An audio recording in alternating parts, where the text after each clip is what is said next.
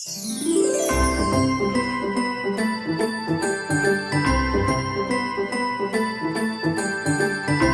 guys, welcome na naman po sa panibagong video. Nandito ako sa bus stop. 7 minutes, andito na yung aking bus and punta na po tayong work. Bus po tayo today, hindi ako mahatid ni Mister kasi work. Tapos i-pick up ako ng aking in-laws mamaya. Hindi lang po ako makakapag-vlog doon sa work, no? So kita-kita after ng trabaho or maybe makapag-vlog ako sa sa break ko. Let's see. I hope okay po kayong lahat. The next day.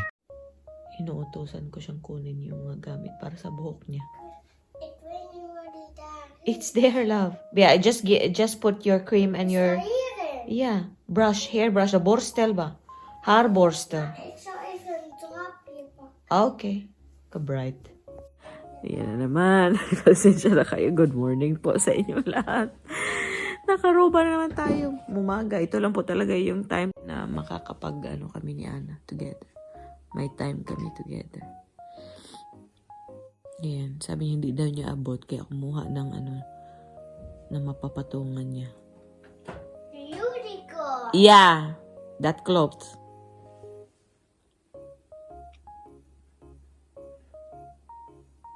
Klaar?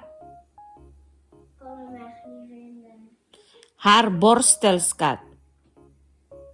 Ja. Kon niet vinden ka dyan. Dat is genoeg. Dali na. Naman po ito, no? Hindi ko na napatuloy yung vlog kagabi kasi nagtrabaho na tayo ng whole shift. Tapos, patay na patay ako after work. Vlog ulit tayo ngayon. So, hi titas. Hi, Tita. Good morning. Good morning. Hi Tita Ray. Hi, Tita Ray. Hi Ma'am Vivian. Hi, Mom. Hi Miss Alpha. Hi, Miss Alpha. Hi Indaylan. Hi, Indina. Hi Tita Jean. Hi, Tita G. Hi Miss Evelyn. Hi, Miss Evelyn. Hi Tita Celeste. Hi, Tita. Hi, Tita Celeste. Celeste. Hi Miss Mimi. Hi, Miss Mimi. Hi Tita Candice. Hi, Tita Candace. And everybody. And everybody. And hi Flores Morris pa di ay. I love more. Anna, welke tas weer? Medyo matagal yun na hindi nakikita to sa vlog. Oh. Hi Dodong. Xin ciao! Hallo! Vrijdag! Friday.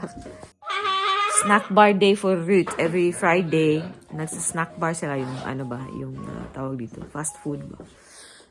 Papa is very busy these days. It's busy now. Mama, my hair, dude. Yeah. My hair, alsjeblieft. Dali. My hair, Sabi alsjeblieft. na, gawin ko na daw yung buhok niya. Busy po si Ruth these days kasi siya palagi nag-ready kay Ana for school. Nag-prepare ng baon ni Ana. Ganun. I-ready ko po muna ang hair ni Ana, no? Dali na, love. Anna.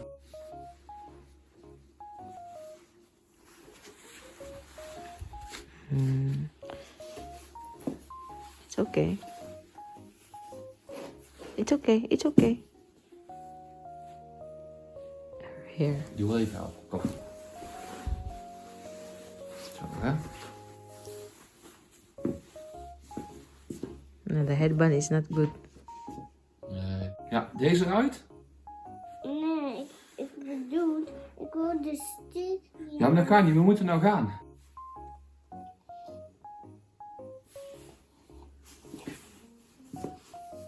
Mama, haar. Love you. Mama, haar. Houdoe. Doei meisje. Doei, doei. Houdoe. Houdoe. Houdoe Anaha. Houdoe Anaha. Alis na ang aking mag-ama. Even de andere hand ook. Moet ik even helpen, kom. Nee, maar doe jij zelf. Doe Anna is bijna tijd, skat. De andere hand ook. Kom maar.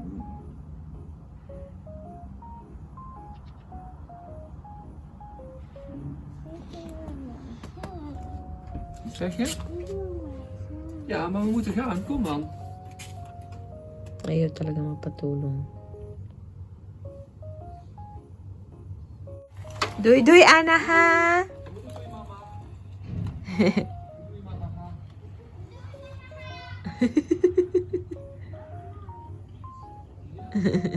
These days po, every morning, sinasabi niya na maganda talaga yung lights doon sa neighbors namin kasi may Christmas tree sila sa labas. Ay, ako na naman mag-isa. Pero, yung schedule ko now is okay for me. Kasi may quiet time ako in the morning. But, it's not good for Anna.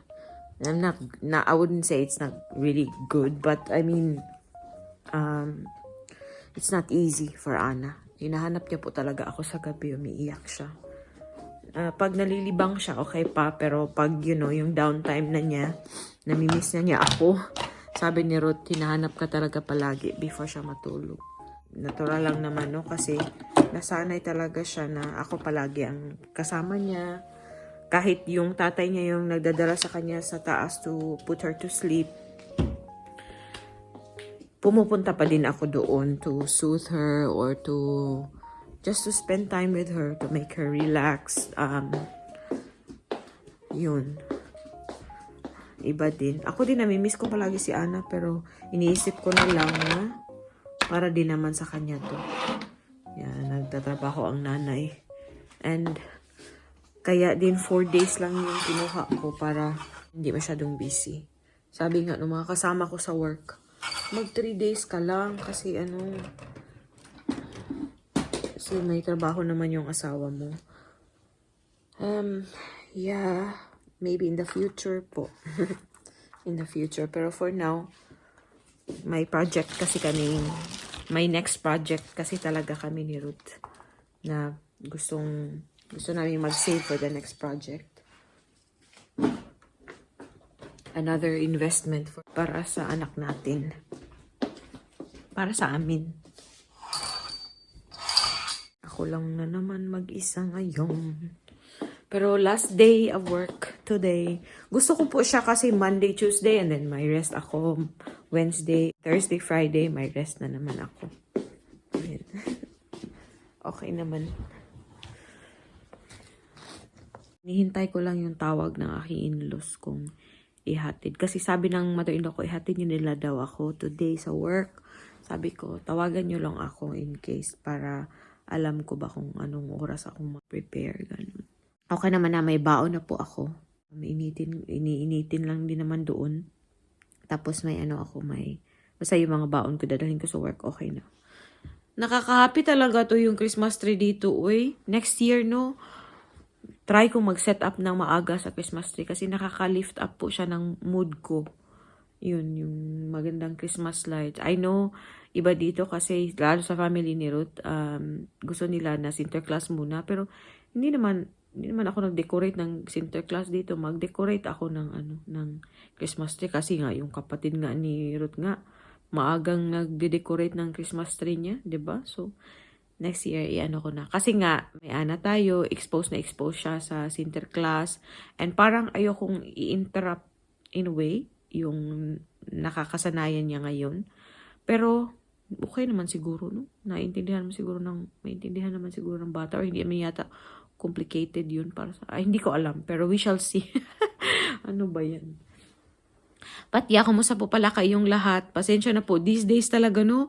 Paano yung vlog natin parang all over the place siya ba? Kasi dinudugtong-dugtong ko po siya.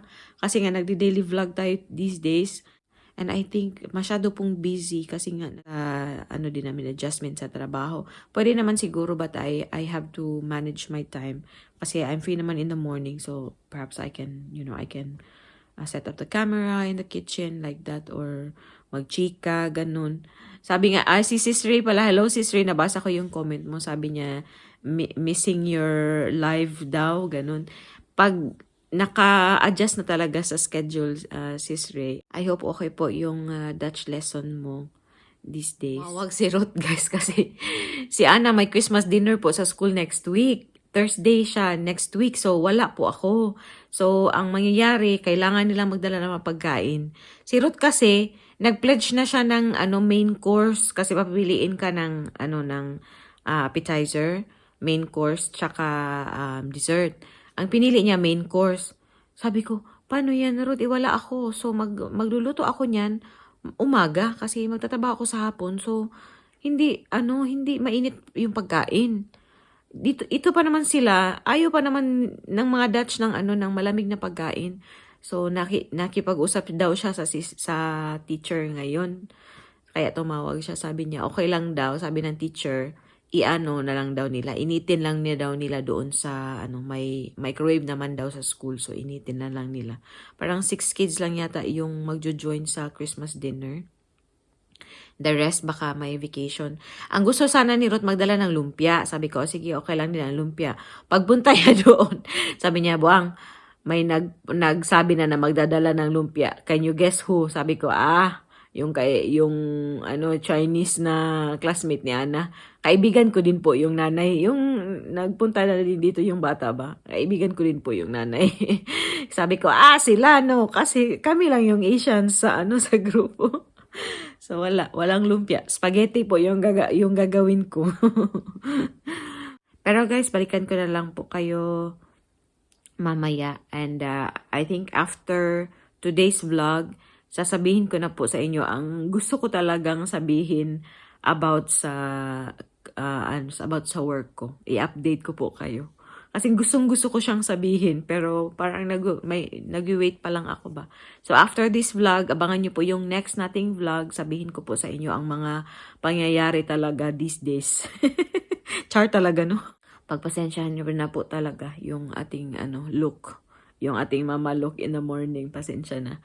Magre-ready na po muna ako for work para dire-diretso na ako mamaya. Ligo na tayo. Time to wash up na po and then mag-prepare ng mga kailangan ko sa trabaho. The next day.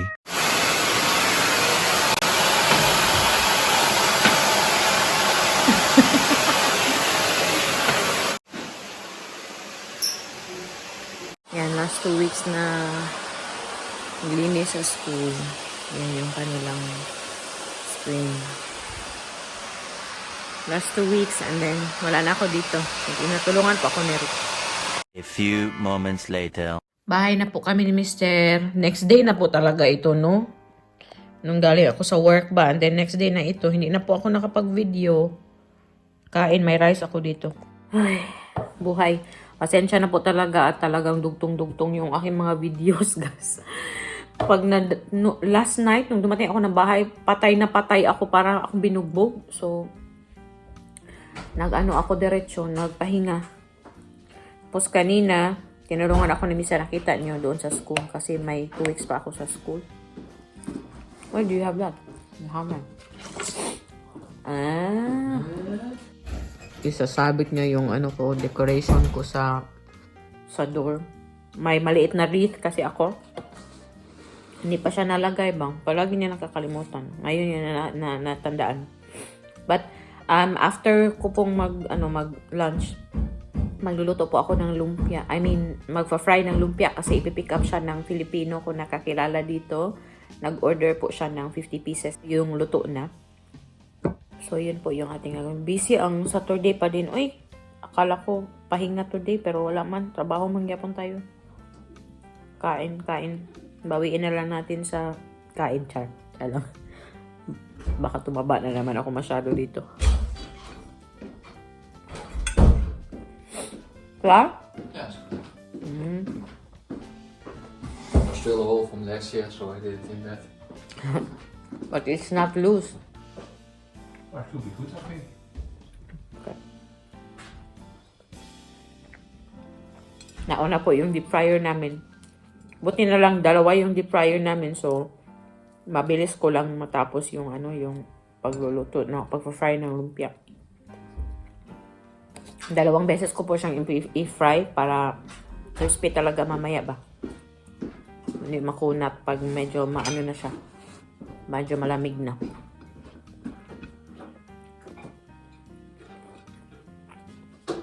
This basmati rice is a little bit strange, Papa. Yeah? It's more loose. Okay.